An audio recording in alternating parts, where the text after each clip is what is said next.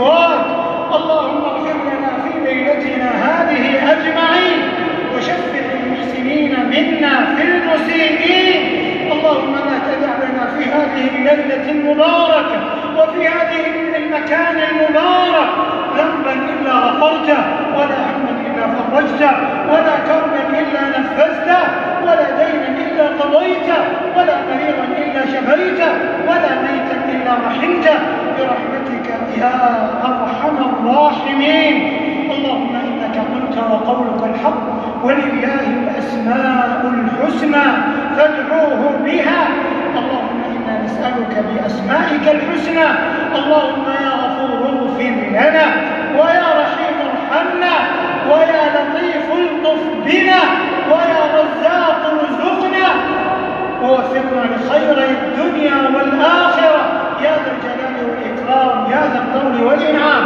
اللهم اجعل بلدنا هذا آمنا مطمئنا وسائر بلاد المسلمين.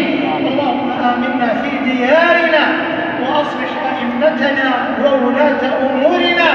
اللهم أيد بالحق إمامنا خادم الحرمين الشريفين. اللهم وفقه لما تحب وترضى، وخذ بناصيته للبر والتقوى، وهيئ له البطانة الصالحة التي تدله على الخير وتعينه عليه. اللهم وفقه وولي عهده وأعوانهم إلى ما فيه عز الإسلام وصلاح المسلمين، وإلى ما فيه الخير للبلاد والعباد.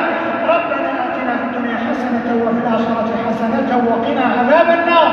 اللهم إنا نسألك من الخير كله عاجله وآجله ما علمنا منه وما لم نعلم، ونعوذ بك من الشر كله عاجله وآجله ما علمنا منه وما لم نعلم.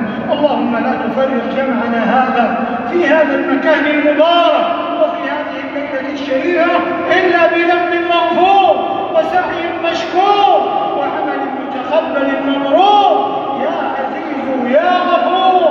اللهم أجب دعاءنا، اللهم أجب دعاءنا، وتقبل صيامنا وقيامنا، واجعل أعمالنا كلها لك خالصة، واجعلها على وفق كتابك وسنة نبيك صلى الله عليه وسلم صالحة، واجعلنا ممن كتبت لهم السعادة وممن ضمنت لهم الحسنى وزيادة يا ذا الجلال والإكرام يا ذا الطول والإنعام يا حي يا قيوم يا حي يا قيوم. برحمتك نستغيث فلا تكلنا إلى أنفسنا طرفة عين ولا أقل من ذلك، وأصلح لنا شأننا كله، ووفق رجال أمننا ورجال صحتنا والمرابطين في حدودنا وثغورنا يا ذا الجلال والإكرام.